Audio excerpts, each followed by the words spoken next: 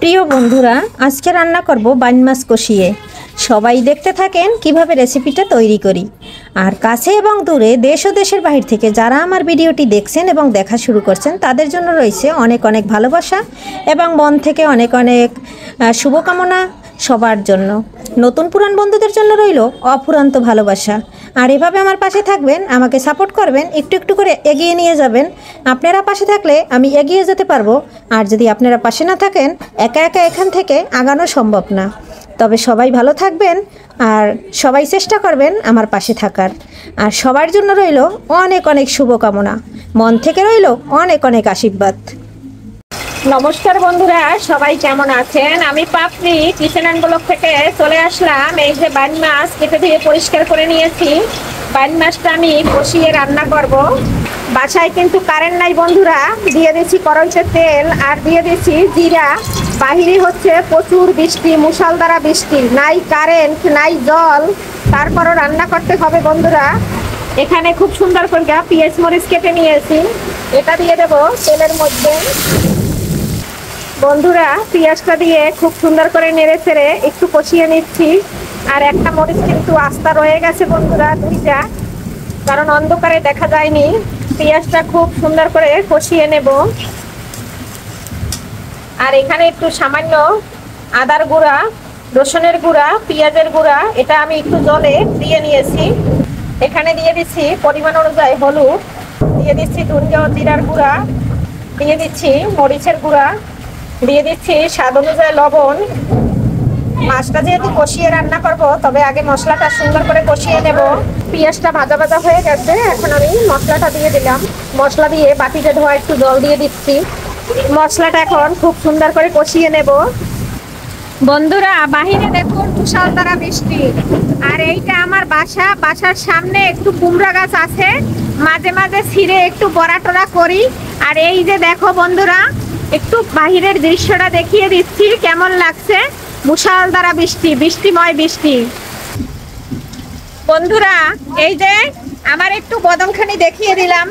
আর আমি তো কালো মানুষ, তাই আমার ভিডিও কেউ দেখে না, আমার কথাও কেউ ভালোবাসে না। তবে আমি কিন্তু বন্ধুদের ভিডিও খুব সুন্দর করে দেখি।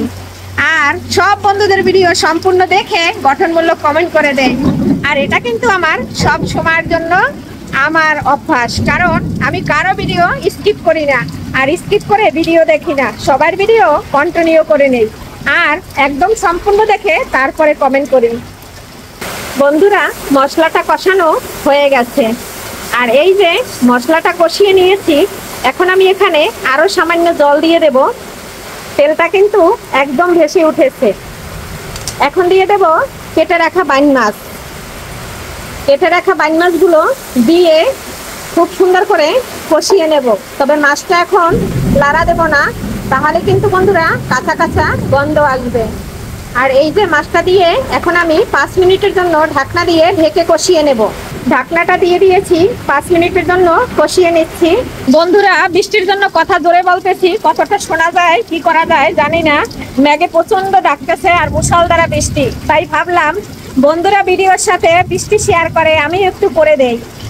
তাই এই যে বৃষ্টিময় দিন, আর আমি সিঁড়িতে দাঁড়িয়ে দাঁড়িয়ে খুব সুন্দর করে একটু একটু হালকা ভিজতেছি আর ভিডিও বানাচ্ছি।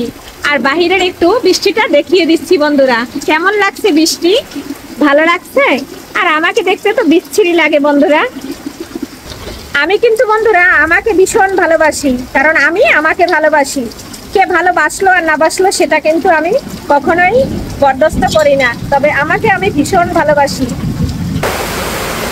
5 মিনিট পরে চলে আসলাম। এই যে দেখুন বন্ধুরা, মাছটা কিন্তু সিদ্ধ হয়ে গেছে। এখন আমি মাছটা একটু নেড়ে ছেড়ে দিচ্ছি। আর এভাবে কাঁচা মাছ কষিয়ে রান্না করলে প্রথমে দিয়েই বন্ধুরা নাড়া দেওয়া যাবে না, তাহলে মাছ থেকে কাঁচা গন্ধ আসবে আর খেতে কিন্তু খুবই কষ্ট হবে। আর এখন আমি এই যে মাছগুলো খুব সুন্দর করে নেড়ে ছেড়ে দিচ্ছি। আরও আমি 5 মিনিটের মতো ঢাকনা দিয়ে ঢেকে রাখবো। বন্ধুরা, আবারও 5 মিনিট পরে চলে আসলাম। এখন একটু নেড়ে ছেড়ে দিলাম। নেড়ে ছেড়ে খুব সুন্দর করে কষিয়ে নেব। আরও এখন বন্ধুরা, মাছটা কষিয়ে রান্না করলে যত কষাবেন তত কিন্তু মজা লাগবে। আর আজকে আমি বৃষ্টির ওয়েদার, এবং মেঘের ডাক আপনাদের সঙ্গে শেয়ার করলাম। হয়তো ভিডিওটা আজকে আপনাদের কাছে ভালো লাগবে না, তারপরও বন্ধুরা দেখে নেবেন। বন্ধুরা, সম্পূর্ণ জলটা শুকিয়ে গেছে, এখন কিন্তু এখানে কোনো জল নাই। এখন আমি অল্প জল দিয়ে দেব, ভুনা ভুনা করব। জলটা দিয়ে দিয়েছি বন্ধুরা, আবার একটু নাড়াচাড়া দিয়ে দিলাম। আর এই যে আমার বাইন মাছের রেসিপিটা কেমন লাগছে বন্ধুরা অবশ্যই জানাবেন। অন্ধকারে ভিডিও বন্ধুরা, এখন দিয়ে দিচ্ছি সাদা জিরার গুঁড়া। আর রান্নাটা কিন্তু আমার ফাইনালি হয়ে গেছে, এখন একটু নেড়ে ছেড়ে দেবো। আর মেখে রাখা মাছ মানে কষিয়ে মাছ রান্না কেমন হইলো অবশ্যই কমেন্ট করতে ভুলবেন না। রান্নাটা কিন্তু ফাইনালি আমার হয়ে গেছে। আর আজকের মতো এখানে বিদায় নেব বন্ধুরা। সবাই ভালো থাকবেন, সুস্থ থাকবেন, আবারও দেখা হবে আগামী ভিডিওতে।